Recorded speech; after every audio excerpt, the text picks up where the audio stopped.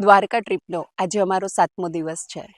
આજે સવારથી 6 વાગ્યાથી અમે એવી એક સુંદર જગ્યા પર છીએ જ્યાં અમારી ચારેય બાજુ પંચમહાભૂત છે.